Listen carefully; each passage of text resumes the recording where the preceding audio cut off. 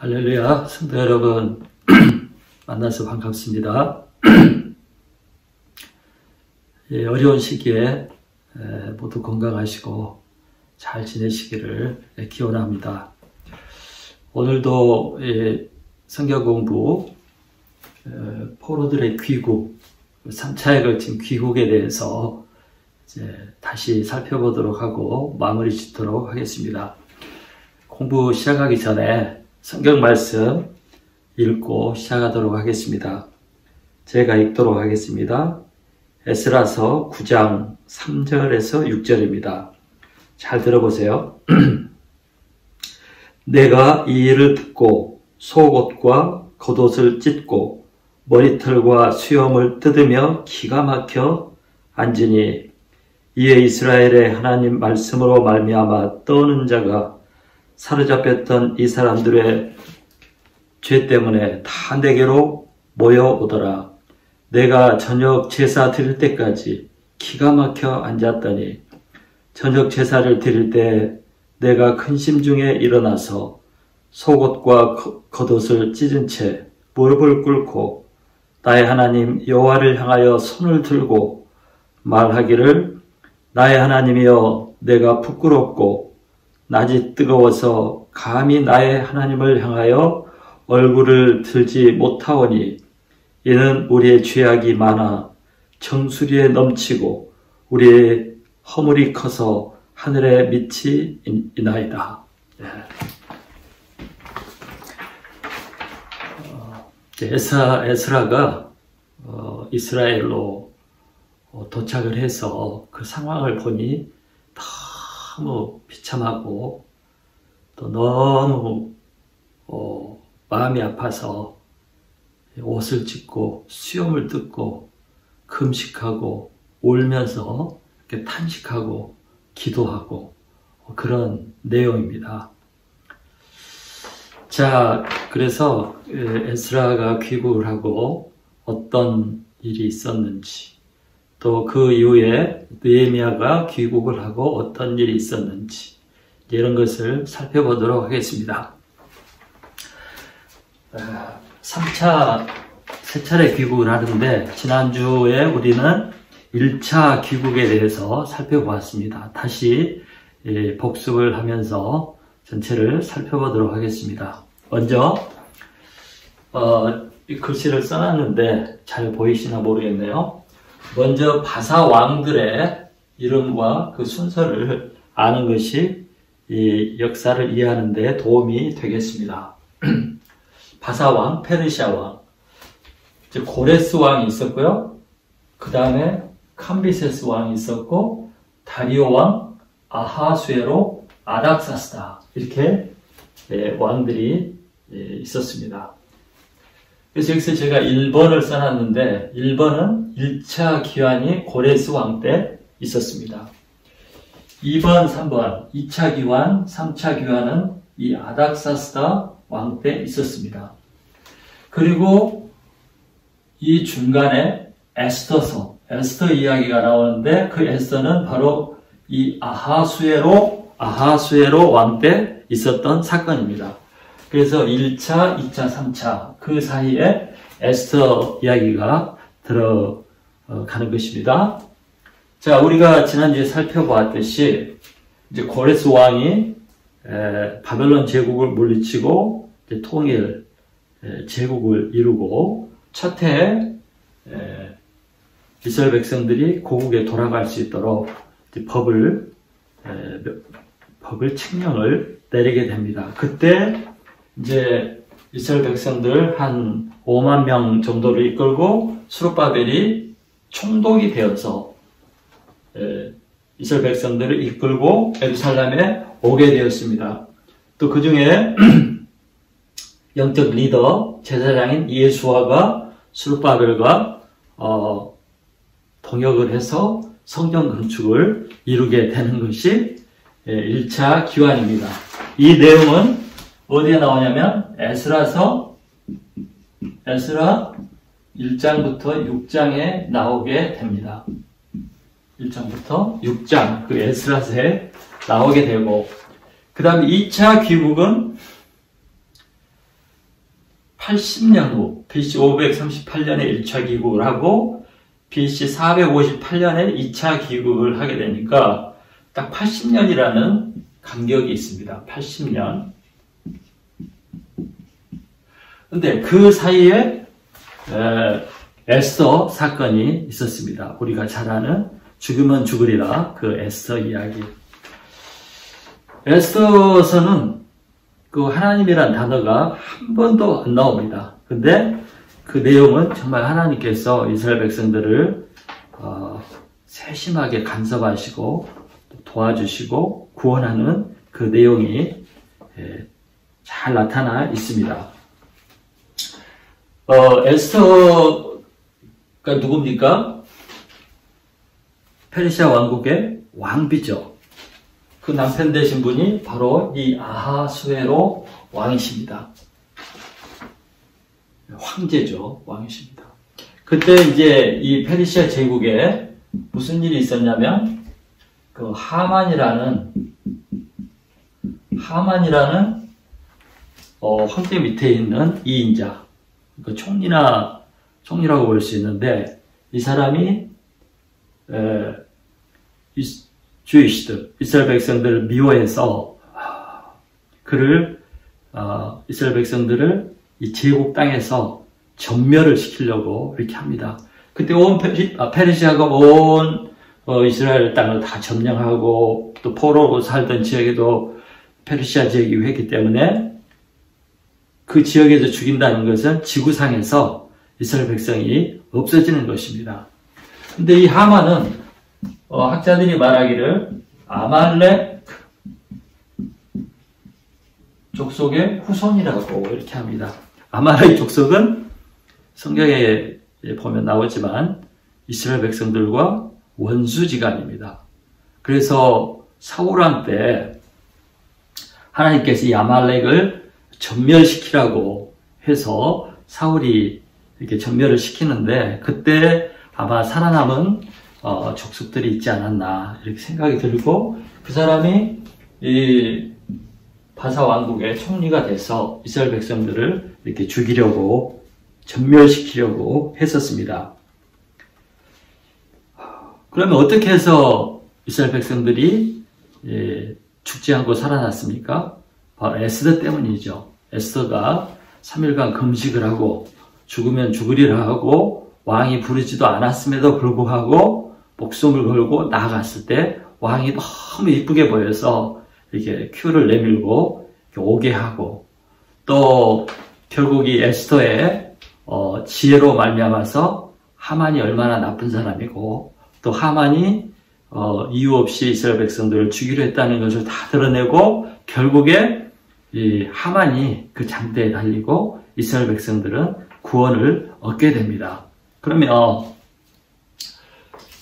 이스라엘 백성들은 이 에스더서가 자기 종족이 멸망을 당하고 에스더 때문에 구원을 얻게 됐다. 하나님 때문에 멸망해서 구원을 받게 됐다 해서 이 에스더서를 기록을 했고 또 이 구원받은 이 날을 기념해서 부림절이라고 이 절기를 이 기념일을 지키고 있습니다. 그러면 이것이 우리 크리스찬들에게 무슨 의미가 있을까요? 이것은 무슨 의미가 있냐면 하만이 유대인들을 지구상에서 멸절을 시켜버리면 싹 쓸어버리면 무슨 일이 일어나게 됩니까? 반드시 메시아, 우리 인간들을 구원할 구원자는 유대인에게서 오게 되어 있는데 만일 유대인들을 지구상에서 싹쓸이를 해버린다면 하나님의 구속 역사는 이루어질 수가 없게 되는 거죠.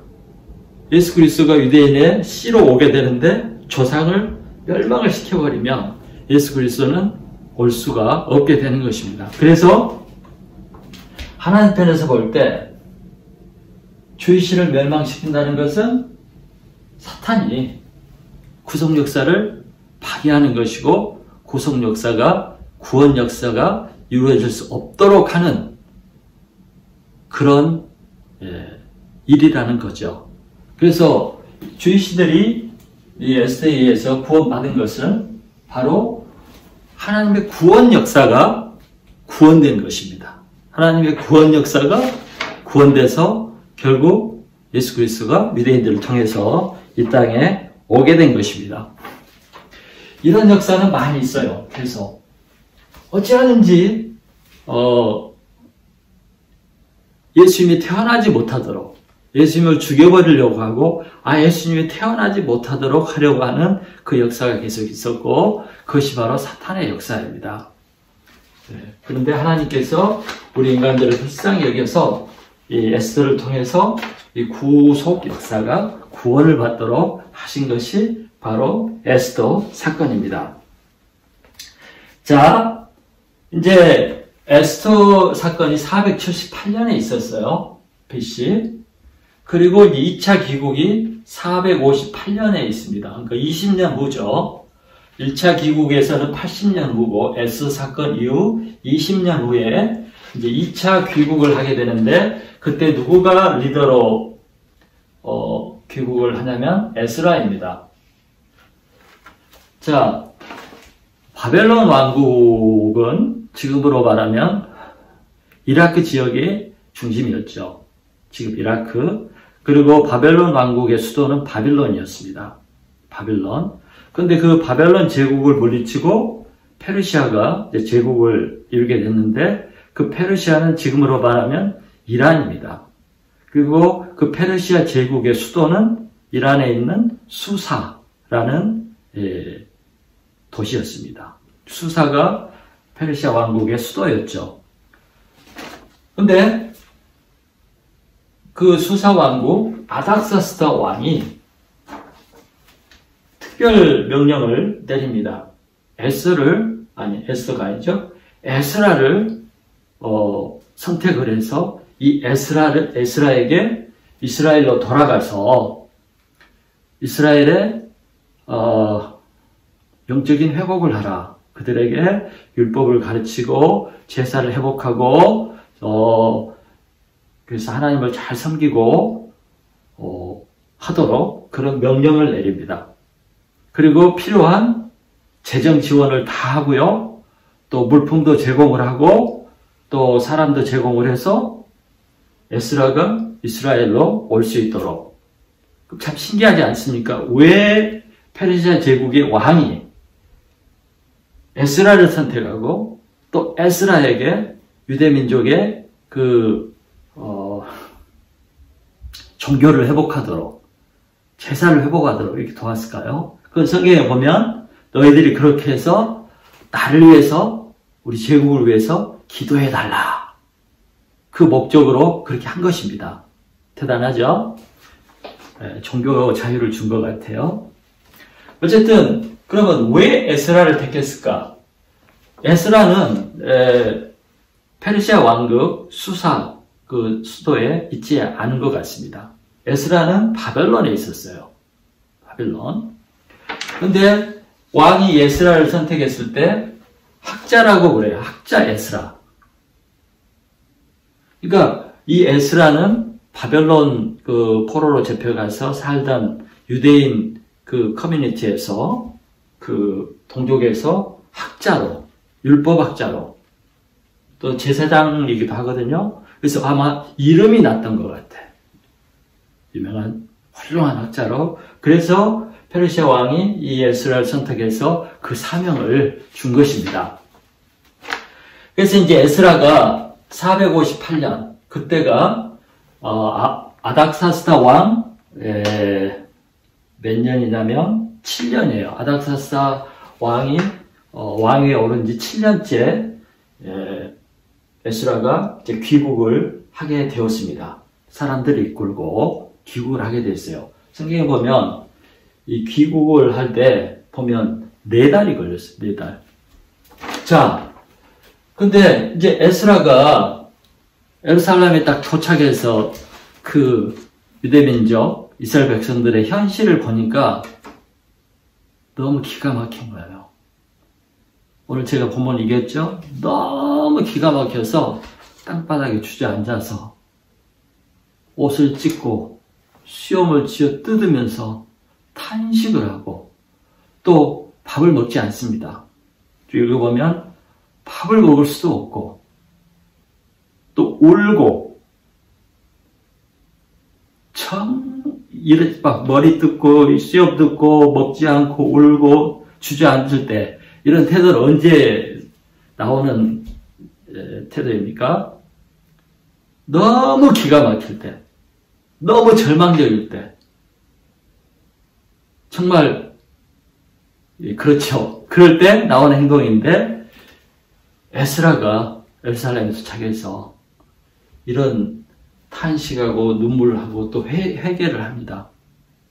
왜 그랬냐면 돌아와서 보니까 이제 스바벨이 성전을 건축했을 거 아니에요. 20년 걸려서 중간에 방해가 있었지만 이 다리오 왕 때 이제 이때 시작했다가 다리오 왕 때 성전 건축이 완성이 됩니다. 그래서 이제 그렇게 됨으로써 뭐가 시작된 거예요? 제사 제도가 시작되고 이제 하나님 앞에 예배가 회복되고 다 했겠죠. 그게 20년 걸렸어요. 근데 자기가 성전 건축이 끝나고 60년 만에 고국에 이제 온 거죠. 와서 보니까 전부 엉망진창이 된 거예요. 그러니까 이제 기가 막힌 거 뭐냐면 그 조상들이 하나님의 사랑을 받고 구원을 받고 하나님의 인도함을 받았는데 율법에서 떠나고 우상을 숨기고 범죄하고 또 하나님의 불순종하고 그래서 어떻게 됐어요? 이스라엘이 망했지 않습니까? 유다가 완전히 망했지 않습니까? 그래서 포로로 잡혀가서 바벨론에서 70년을 살았지 않습니까? 그때 그들의 소원은 예루살렘에 돌아가서 성전을 재건하고 다시 원래 그 하나님의 원하는 그런 백성으로서 그런 거룩한 민족으로 하나님을 사랑하는 민족으로 살기를 원하고 바랐어요. 근데 그들의 소원과 기도대로 고레스 왕 때 이제 해방이 돼서 고국으로 돌아왔어요. 그런 소망 가운데, 그런 목적 가운데. 근데 성전이 건축되고 시간이 얼마 흐르니까 어떻게 됐어요? 다시 옛날로 돌아가 버린 겁니다. 다시 옛날로. 그 불순종하고 고역하고 우상 숭배하고 말씀을 행하지 않고 세상 사람과 똑같이 그냥 살아가는 그런 모습으로 또다시 돌아간 겁니다. 그걸 보니까 기가 막힌 거예요. 아직도 이 백성이 하나님의 은혜를 깨닫지 못하고 그렇게 하나님의 심판을 받고 징계를 받았음에도 불구하고 또다시 그 옛 생활로 돌아가 버린 그들의 모습을 볼 때 기가 막힌 거예요. 기가 막혔습니다. 그래서 에스라가 이렇게 탄식하고 눈물을 흘리고 금식하고 결국 이 회개를 하게 됩니다. 그래서 이제 에스라가 무슨 일을 하냐면 성전 앞 광장에 이스라엘 백성들을 모이게 합니다. 딱 3일을 줘요. 유다에 있는 포로에서 돌아온 유다 모든 족속들과 모든 리더들과 모든 사람들은 3일 안에 성전 앞 광장에 모이라. 만일 3일 안에 3일까지 오지 않으면 그 사람들의 재산을 몰수해버리겠다. 그리고 이들은 출교를 시켜버리고 유대인으로 취급하지 않고 쫓아내버리겠다. 무섭죠. 에스라는 보면 무서운 사람이에요. 재산 몰수를 하고 완전히 자기 동족에서 축출해버리겠다고 이렇게 선포를 하자 이스라엘 백성들이 3일 만에 다 모이게 됩니다. 그리고 이들이 이제 회개한 거예요. 기도하고 회개하고. 그때 성경에 보면 큰 비가 내렸다고 그랬어요. 큰 비가. 그러니까 그들이 비를 쫙딱 맞으면서 이 성전 앞 광장에서 회개하는 겁니다. 기도하고. 의미심장하죠? 피가 찰찰찰찰. 그 눈물인지 빗물인지 알 수 없지만 진짜 회개가 이루어졌을 것 같습니다. 근데 에스라가 더욱더 탄식한 것은 뭐냐면 백성들의 타락은 결국 백성들의 책임도 있지만 누구의 책임이에요? 종교 지도자들의 책임이죠. 리더들의 책임이죠. 특히 제사장들이 영적 리더였으니까. 와서 보니까 이 제사장들이 엉망이라. 뭐가 엉망이에요? 제사장들이 거룩한 제사장의 혈통도 지키지 않고 본을 보이지 않고 그런 거예요. 왜냐하면 제사장부터 이방인들과 결혼하고 이방인 여자들을 아내로 삼고 자식을 이방인들에게 주고 엉망진창이라. 그러니까 그렇게 미워했던 사마리아 족속들처럼 이방인과 통혼이 돼가지고 정체성을 잃어버리고 제사도 형식적으로 지내고 모든 것이 무너진 그런 상태였어요. 완전히 예배와 삶이, 영적인 삶이 무너져버린 그런 상태였어요. 그래서 이제 다시 회개시키고 그 다음에 유대의 정체성과 유대 종교를 다시 회복시키는 일을 이제 에스라가 하게 됩니다. 근데 에스라가 어떻게 해서 이들을 회복시키냐? 회복이 중요하죠? 이제 회복. 그래서 이제 성전 앞 광장에서 성회를 하면서 회개하고 하면서 성회를 하고 이제 회복되도록 하는데 그게 뭐였냐면 율법책을 읽는 거였어요. 결국 모세 오경. 이 성경을 읽는 거예요. 성경을 계속 읽습니다. 또 가르치고 읽고 가르치고. 요즘으로 말하면 사경회, 부흥성회 같은 이런 성회를 읽게 되고 이제 이스라엘 백성들이 원래 하나님의 백성으로 또 하나님의 원하는 그 모습으로 또 자기들이 원했던 원래 그 모습으로 회복되도록 개혁을 하신 분이 이 에스라입니다. 영적 개혁이죠. 영적 개혁. 그것이 이제 에스라서의 7장부터 이 1장부터 6장까지는 1차 기환이고 2차 기환은 에스라서 7장부터 끝까지입니다. 이렇게 나눠서 분리해서 읽으셔야 됩니다. 자, 여러분 우리가 이제 구약 결혼을 계속 제가 공부하고 있고 이게 배우고 있는데 제가 말씀드렸죠. 이걸 공부하는 이유가 뭐라고요? 지식을 쌓기 위해서가 아니고 또 그냥 이스라엘 역사를 이해하기 위한 뿐만 아니라 이 공부하는 이유는 성경을 읽으라고. 그냥 모르고 읽으면 이해가 안 되니까 이것을 배우고 성경을 읽는 데 도움이 되라고 공부를 하는 것입니다. 그런데 이것만 듣고 성경을 안 읽으시면 진짜 도움이 안 되죠. 유익이 없습니다. 이거 다 잊어버릴 텐데. 그리고 이것과 성경과 연결이 안 되면 얼마나 큰 유익이 있겠습니까? 그래서 성경 공부의 목적은 성경을 스스로 공부하고 읽도록 하기 위해서 이걸 한 것입니다. 그러니까 성경을 안 읽으면 안 돼요. 배운 걸 맞게 했나 틀리게 했나 또 어떻게 진행이 되나 자세한 내용은 읽어보셔야 압니다. 제가 다 설명할 수 없잖아요. 저도 다 기억할 수가 없어요. 그래서 여러분 꼭 에스더, 느헤미야서를 이것에 기초해서 읽어보시기 바랍니다. 그래서 결국 2차에 귀국한 이 학자 에스라, 학자라는 말을 붙여요. 율법학자 에스라를 통해서 이제 이스라엘 공동체가 회복이 되고 또 정체성을 새롭게 갖게 되고 그 다음에 이제 유대 종교가 정상적으로 돌아가게 되고 또 제사제도가 회복이 되고 이런 모든 것이 이제 회복이 되는 것입니다. 회복이 중요하죠. 우리는 망가졌기 때문에 회복이 필요한 거죠. 그래서 에스라는 이스라엘 왕국의 멸망 이후에 새로운 유대 민족을 건설하고 정체성을 새롭게 하고 유대 종교를 개혁하고 세우는 데 아주 중요한 인물이고 이 에스라가 큰 일을 한 사람입니다. 에스라. 자, 그 다음에 이제 3차 귀국이 있어요. 3차 귀국은 BC 445년. 그러니까 에스라가 귀국했던 458년으로 비교하면 13년 차이에요. 13년 후죠. 13년 후. 그러니까 에스라와 이 느헤미야는 동시대의 사람입니다. 근데 이제 이 3차 귀국 때는 느헤미야가 리더죠. 그럼 느헤미야는 누구냐?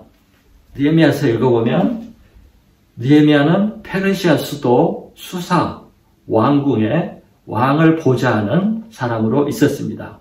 술 맡은 관원이라고 그러죠. 이게 아주 음식에 독이 넣었나 이걸 검사하는 그런 사람인데, 그러니까 왕과 아주 가깝고 왕이 신뢰하는 그런 사람으로 쓰임받은 사람입니다. 이 사람이 결국 수사 왕국에 출세해서 이렇게 지내지만 예루살렘 성전은 건축이 되었지만 성벽이 건축되지 못하고 허물어지고 사타가 놔두고 허물어지고 이런 얘기를 들으니까 너무 마음이 슬프고 비참해서 살 수가 없는 거예요. 그래서 그 걱정하는 눈빛이 왕에게 보였어요. 그래서 왕이 묻죠. 무슨 일이냐. 그래서 이러이러합니다. 그래서 이제 왕이 느헤미야를 그러면 네가 가서 성벽을 건축해라. 그러면서 느헤미야를 그 유대 지역의 총독으로 임명을 해줍니다. 그리고 또 필요한 것들을 다 제공을 해요. 그래서 이제 느헤미야가 사람들을 이끌고 예루살렘으로 귀국을 하게 돼요. 귀국을 하게 돼서 이제 느헤미야가 할 일은 뭐냐면 성전은 건축이 됐지만 예루살렘 성이 이렇게 있는데 성벽이 다 무너져 버렸어요. 바벨론 침공 때. 그 이후로 그냥 무너진 채로 이렇게 있었습니다. 성벽이 무너졌다는 것은 보호받지 못하는 거죠. 외부의 세력으로부터, 적으로부터. 항상 불안하고, 또 이스라엘 백성들이 포로에서 풀려서 이렇게 이제 유다로 돌아왔을 때 이 팔레스타인 지역에는 사람들이 살고 있었습니다. 북쪽에는 우리가 잘 아는 사마리아 사람들이 살고 있었고, 또 남쪽에는 남쪽, 동쪽 이쪽으로는 암몬 사람, 또 아라비아 사람들 이렇게 다 모압 사람들 이렇게 살고 있었죠. 뿐만 아니라 또 이방 종족들도 주변에 살고 있었고 이미 다 터를 잡고 살고 있었습니다. 그래서 이들이 예루살렘으로 돌아와서 성전을 건축하고 회파된 그 예루살렘 성을 수습하고 이렇게 살게 될 때 그걸 싫어하는 사람들이 다 싫어했죠. 다 싫어했죠. 다 싫어했죠. 다 싫어했습니다. 그러니까 불안해서 살 수가 없죠. 성벽이 건축되지 않는 이상. 그런데 성벽을 건축하려고 하는데 힘도 없고 또 방해 세력이 있고 그래서 이 80년 동안 아니죠. 13년 후니까 93년 동안 이러고 있었던 거예요. 그래서 이제 느헤미야의 목표는 뭐냐면 이 성벽을 건축하는 겁니다. 성벽. 그래서 성벽을 건축하려고 하는데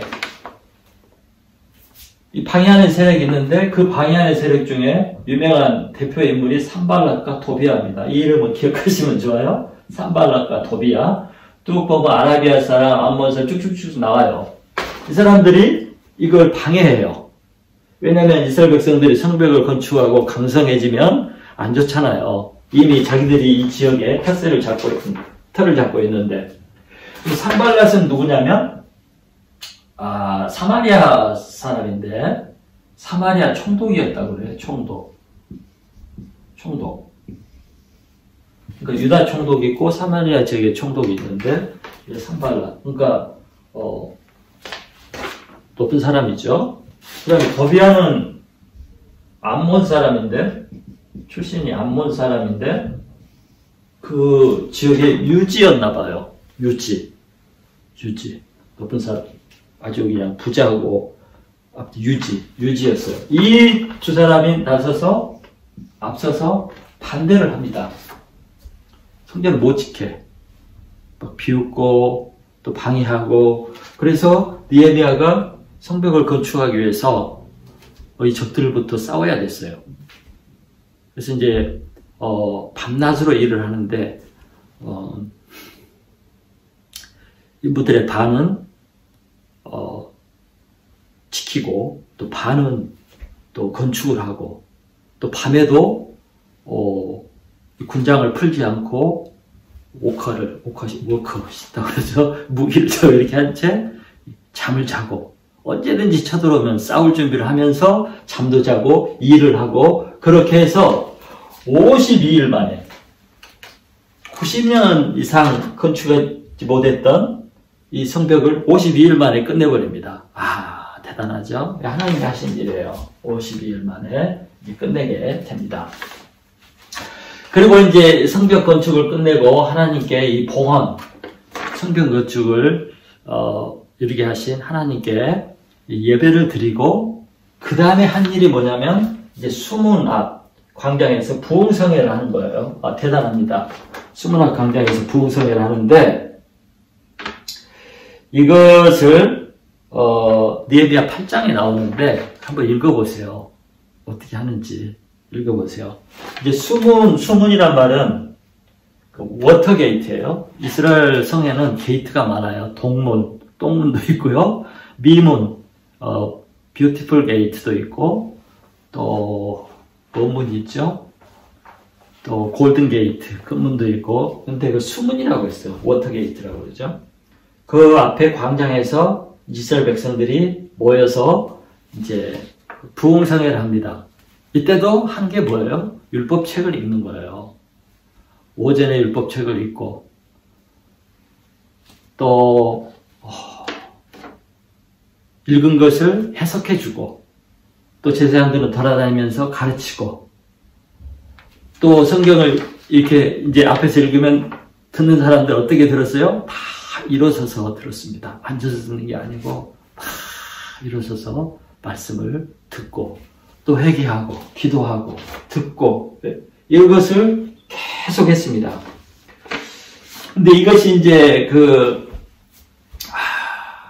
7월, 이스라엘 달력으로 7월 1일에 시작을 하거든요. 이스라엘 달력으로 7월이면 지금 달력으로 9월 말이나 10월이거든요.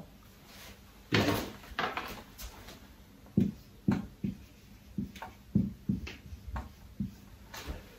이것을 얼마나 오랫동안 하냐면 7월 1일부터 해서 계속합니다. 계속해서 7월 15일이 되면 초막절이 있어요. 초막절. 7월 10일은 대속죄일이고, 7월 1일은 주이시 절기로 하면 나팔절이에요. 7월 1일에 시작해서 계속하고, 또 7월 15일 초막절 절기를 일주일 동안 지켜야 되는데 그때도 합니다. 그리고 마지막에 또 7월 29일, 아마 마지막 날인 것 같아요. 음력이었으니까 그때도 또 합니다. 그러니까 거의 이 유대 달력으로 7월 계속 율법을 읽고, 율법을 낭독하고, 듣고, 회개하고, 이렇게 하면서 한 달 내내 이제 이런 부흥성회를 하게 됩니다. 한 달 내는 아니죠. 그렇지만 이렇게 하게 됐습니다. 그런데 이제 이렇게 부흥성회를 하고 율법을 듣고 이렇게 하죠. 그때 이제 이것에 이끈 사람은 에스라예요. 에스라. 이때는 에스라와 느헤미야가 같이 사역을 할 때예요. 느헤미야는 하드웨어, 외적인 거, 성벽 건축하고 이런 것들 지키고 총독으로서 물자 제공하고, 근데 소프트웨어, 영적인 건축, 영적인 리노베이션, 뭐라 그래요? 수리하는 거, 이것은 에스라가 했습니다. 어떻게 해요? 율법을 읽어. 말씀 읽는 거예요. 그냥 말씀을 읽는 거예요. 그 다음에 해석해주고 말씀을 읽는 거예요. 그것이 이 개혁, 회복의 방법이었습니다. 그러면서 이제 마지막에 에스라가 이스라엘 백성들에게 이제 맹세를 시킵니다. 그들의 문제를 지적하고, 그걸 고치도록, 그걸 행하도록 맹세를 하는데, 그것을 보면 네 가지가 나오더라고요. 네 가지가 뭐냐면, 결혼입니다.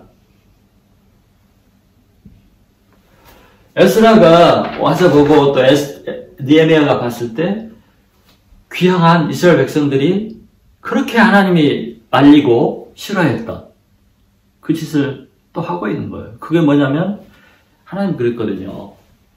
너희 아들들을 위해서 이방 여자를 데려오지 말라.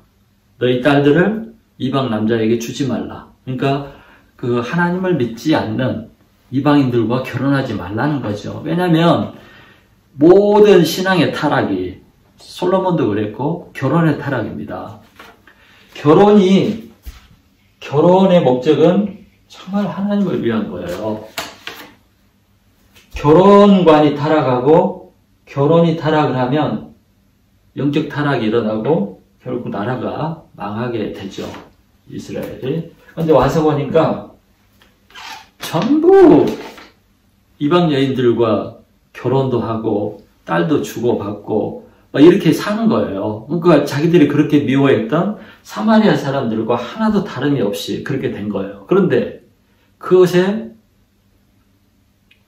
그 제사장들, 그 다음에 우두머리들, 귀인들이 그 짓을 한 거예요. 똑같이. 기가 막히죠? 위에서부터 아래까지 다. 그래서 맹세를 시킵니다. 다시 옛날로 돌아가라 이거예요. 그 결혼식 하지 말라. 했던 결혼식 파기해라. 이렇게 하는 것이고, 두 번째는 안식일을 지키도록. 와서 보니까 안식일날 일을 하는 거예요. 사고 팔고 이렇게 하는 거예요. 그래서 다시 안식일에는 일을 하지 말도록. 이게 중요한 거잖아요. 유대인들에게. 그 다음에 보니까 안식년을 안 지키는 거예요. 안식년이 뭐냐면 7년째, 6년 지나고 7년째는 안식년인데 그 안식년이 되면 땅을 쉬게 해요. 땅을 쉬게 하고 또 빚을 탕감해 줍니다. 진빚을 다 탕감해 주고 이런 걸 해야 되는데 안 하는 거예요. 왜? 어떻게 1년을 놀려요. 손해 의식이 들잖아요. 그리고 어떻게 빚을 그냥 탕감을 해줘요. 어떻게 번 돈인데, 어떻게 준 돈인데. 이렇게 안 지키는 거예요. 하나님의 법을. 그 다음에 11조 얘기를 해요. 이것을 안 한 거예요. 하나님께 드려야 할 이 헌물을 안 하는 거예요. 이걸 안 하면 어떻게 되냐면 제사장들이 먹고 살 수가 없죠.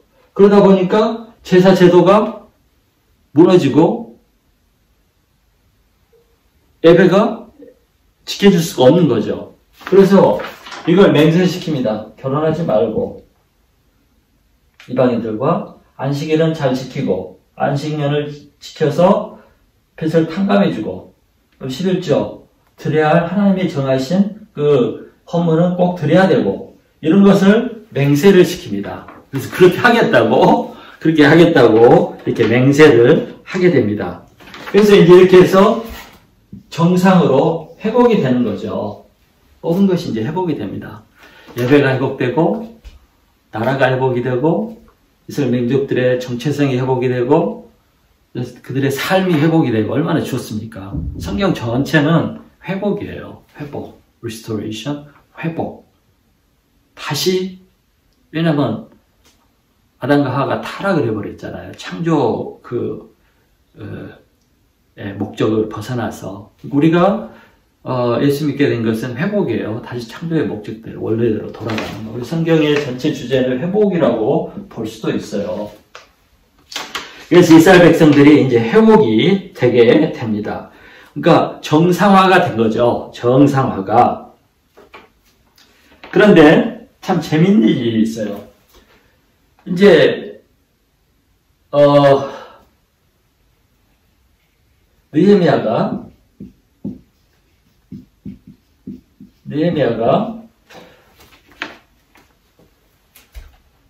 445년에 이제 귀국을 했잖아요, 예루살렘에. 그리고 이 성전 건축을 마치고, 부흥성회도 마치고, 맹세도 하고, 이런 일들이 다 끝나고, 다시 수사성으로,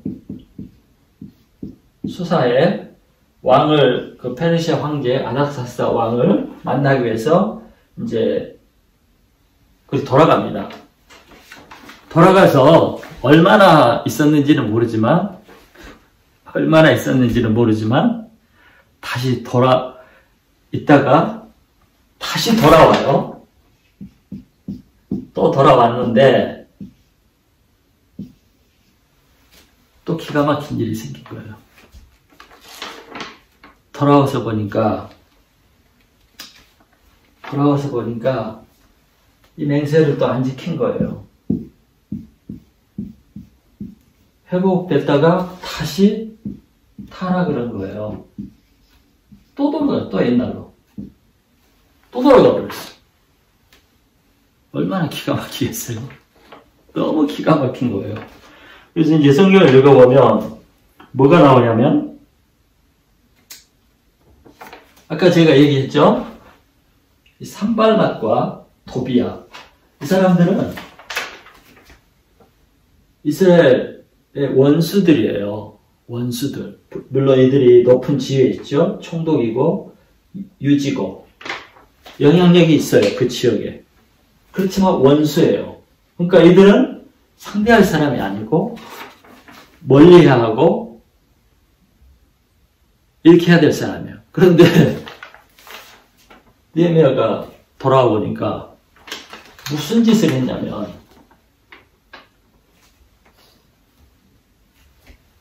제사장이요.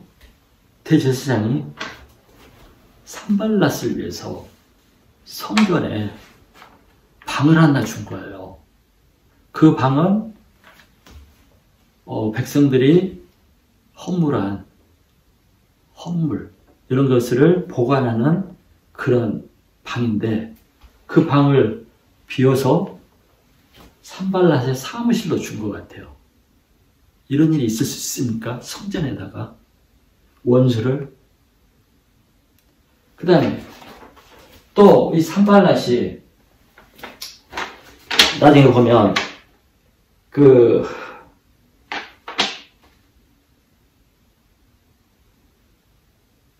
제제사장의 산발랏의 사이가 되지. 그러니까 산발랏의 딸하고 대제사장의 아들하고 결혼한 거예요. 웃기죠? 그러니까 대제사장의 손자 사위예요. 여기가. 아니, 사돈이죠, 사돈. 그러니까 성전에다가 방을 마련해 준 거죠. 이런 일이 있을 수 있습니까? 어떻게 이런 일이 있어요? 또 뿐만 아니라 이 도비야, 유지죠. 이 도비야는 이스라엘 귀인들, 리더들과 아주 연락을 주고받고 계속 그런 생활을 했습니다. 그러니까 이 사람이 얼마나 유지인지는 모르지만 이스라엘 리더들이 이 도비야를 계속 대우를 해주고 교제를 하고 막 그런 거예요. 그리고 또 이 도비야도 유대인과 결혼을 했어요. 그러니까 유대 여자와 결혼한 거죠. 그러니까 이 느헤미야가 이 모습을 봤을 때 기가 탁 막히죠. 어떻게 이럴 수가 있어요? 어떻게 이래요? 그래서 느헤미야가요, 산발랏을 그 방에서 쫓아내버립니다. 물건을 다 집어내고 다시 하나님의 목적대로 쫓아내버려요. 이제 이런 일들을 이제 하게 됩니다. 그리고 또 하나 문제는 느헤미야가 돌아와서 보니까 성전에서 일을 해야 할 레위인들, 제사장들이 다 도망쳐버린 거예요. 도망갔다고 나와요. 왜? 먹고 살기 힘들어가지고 일하러 간 거예요. 왜 먹고 살기가 힘들어요? 그들이 약속했던 헌물을 하나님께 안 드리니까 하나님 일만 해야 하는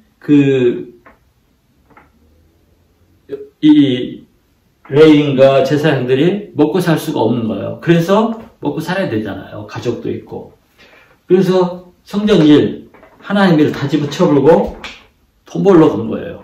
일하러, 밭으로 갔어요.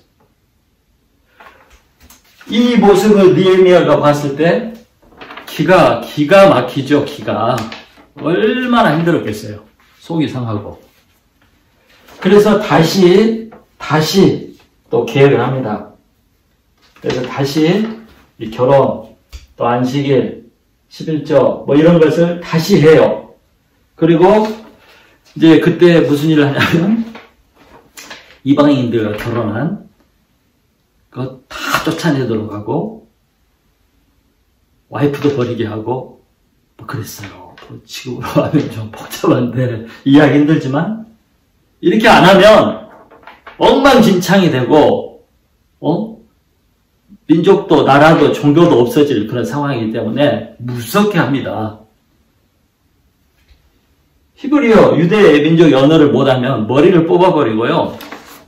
이방 여인과 결혼했던 사람들은 아내를 다 보내게 하고 막 엄청 무시무시한 무서워요. 그렇게 해서 다시 회복을 시키는 거예요. 그 일을 느헤미야가 했습니다. 참 그렇습니다. 그 다음에 이제 이렇게 3차 귀환이 끝나고 그럼 어떻게 되었을까? 그것이 이제 4번에 보면 말라기는 이름이에요. 말라기 선지자서를 읽어보면 말라기 선지자는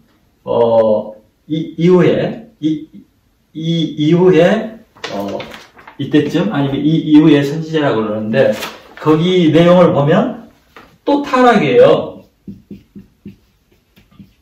제사장들이 타락한 거예요. 뿐만 아니라 이스라엘 사람들이 또 타락을 한 거예요. 어떻게? 예배를 형식적으로 드린 거예요. 진짜 형식적으로. 모양만 내고 또 헌물은 안 드릴 수 없으니까 짐승을 바쳐야 되는데 그 값이 안 나가는 거, 흠이 있고 문제가 있고 쩔뚝거리고 뭐 이런 걸 갖다 바친 거예요. 쓸모없는 것만 그리고 드렸다고 그러고. 그것이 이제 이 말라기에 나와요. 그러니까 예배가 타락했고요, 제사장들도 타락하고, 그러니까 한 것 같이는 했어요. 형식만 남았죠. 그 모습이 이제 성경 끝이에요. 구약 성경의 끝이에요. 이게 이렇게 결국 보면 회복했다 타락했다 회복했다 또 타락하고 이렇게 이제 끝이 납니다. 자, 저는 이것을 이제 보면서 이들이 예배를 사모하고 하나님의 성전을 사모하고 포로 때 그랬잖아요. 망하고 나니까 얼마나 그 성전이 사모가 되고 그때가 그리워지고, 그래서 회개하고 하나님 우리를 해방만 시켜주면, 이 문제에서 구원만 해주면 앞으로 잘하겠습니다. 하나님 앞에 잘 살겠습니다. 하나님 말씀을 지키고 살겠습니다 하고 돌아왔다가 세월이 지나니까, 조금 지나니까 그런 마음 싹 없어지고 또 옛날로 돌아가고 또 과거로 돌아가고 또 그냥 하나님 없이 살고, 그런다고 해서 하나님 버릴 수는 없으니까 형식적으로, 그러니까 또 개혁하고 또 부흥해야 하고 회개하니까 이렇게 성회를 하니까 회개하고 뉘우치고 다시 회복이 됐다가 또 얼마 있으면 또 타락하고, 이런 모습이 지금 우리 눈에 보이잖아요. 그래서 저는 이것을 보면서 우리 인간들이 얼마나 약한 존재고 얼마나 타락하기 쉬운가, 얼마나 은혜를 쉽게 잊어버리는가, 이런 것을 보게 됩니다. 그래서 우리 인간이 죄성을 갖고 있고 또 육체를 갖고 있기 때문에 가만히 있으면 자연적으로 이렇게 타락을 하는 것 같아요. 그래서 지구에 중력이 있듯이 날아다니는 것은 다 떨어지게 되어 있습니다. 시간. 그리고 새로 건물을 짓고 뭐 새 차를 사고 또 애들이 새로 태어나서 이쁘고 하지만 세월이 지나면 다 망가지고 낡아지고 이렇게 되죠. 그러니까 모든 것은 새로워지는 게 아니고 후패, 낡아지고 타락하고 나빠지는 거예요. 그대로 놔두면 그게 자연 현상이죠. 그래서 우리 신앙도 가만히 놔두면 그냥 타락하게 되는 겁니다. 나빠지게 되는 겁니다. 좋아질 리가 없어요. 그러면 여러분 오래된 건물이 회복이 되고 또 낡은 것이 좋아지고 이렇게 회복이 되려면 반드시 외부에 힘이 어떤 노력, 힘 이런 것이 들어가야 돼요. 예를 들어서 이제 건물이 오래되면 낡아지죠. 벽도 허물어지고 기둥도 썩고 짐도 낡고 그럼 우리가 회복을 시키려면 어떻게 돼요? 리노베이션 뭐라 그러죠? 그 수리를 해야 되죠. 외부에서 힘이 들어가요. 돈도 들어가고 사람 힘도 들어가고 새로운 자재도 들어가고 해서 들어갔을 때 노력이 들어가고 했을 때 이제 반듯하고 다시 그 깨끗한 그런 건물이 되고 차도 낡으면 녹이 슬고 그러면 문질러서 녹을 제거하고 새로 페인트 칠하고 또 뭐 또 갈고 이렇게 하면 또 좋아지죠. 그러듯이 모든 것은 낡아지게 돼 있는데 외부의 힘과 노력이 가해졌을 때 회복이 되는 겁니다. 신앙도 마찬가지예요. 신앙도 가만히 있으면 그냥 쭉쭉쭉쭉 떨어지는 거예요. 어디까지? 예수님을 부인하는 정도까지도. 그냥 하나님을 버려버리는 정도까지도 타락하게 됩니다. 어쩔 수 없어요. 그러면 우리가 회복이 되려면, 신앙이 회복이 되려면 외부의 힘과 노력이 들어가야 돼요. 근데 여러 가지가 있겠죠. 요즘에 이제 코로나 때문에 교회를 잘 안 나가고 못 모이잖아요. 그러니까 대부분 신앙이 약해집니다. 약해져요. 예배 억지로라도 예배에 가서 말씀을 듣고 기도하고 같이 찬양을 하고 하면 이렇게 좀 회복이 되고 다시 힘을 얻게 되는데 이제 그것이 없어지니까 약해지는데 어쨌거나 이 회복을 하려면 외부의 힘이 필요한데 외부의 힘의 가장 큰 중심은 신앙을 회복하는 데 중심은 오늘 느헤미야나 에스라에서 보면 말씀입니다. 에스라가 한 게 뭐예요? 말씀 읽어주는 거예요. 계속 말씀 읽는 거예요. 아침 저녁으로 읽고 서서 듣고 교대로 읽고 그 다음 날도 하고 그 다음 날도 하고 그러니까 회복이 되더라 이거예요. 말씀을 들으니까. 그래서 신앙의 회복, 신앙이 좋아지고 회복되는 길은 말씀을 듣는 거예요. 말씀을 읽고 말씀을 들어야 됩니다. 그렇지 않고 다른 방법이 없어요. 말씀이에요. 다른 것도 뭐 찬양도 하고 뭐 봉사도 하고 중요하죠. 그러나 이겁니다. 핵심은 이거예요. 에스라가 한 게 저겁니다. 에스라가 한 게 저거예요. 그래서 우리는 정말 이 말씀에서 벗어나거나 말씀을 듣지 않으면 회복도 안 되고 신앙생활을 유지할 수가 없습니다. 진짜로 없습니다. 그래서 여러분 개혁,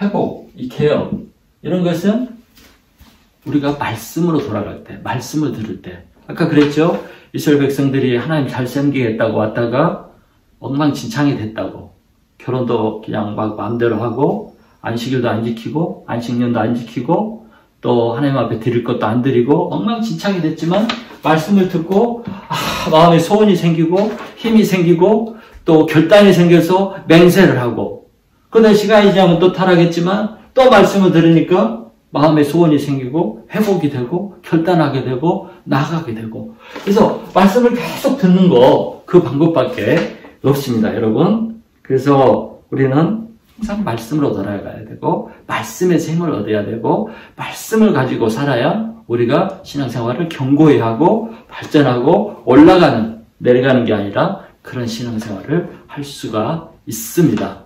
그래서 이스라엘 백성들의 개혁, 결단 이것은 에스라가 했던 말씀 독사 이것입니다.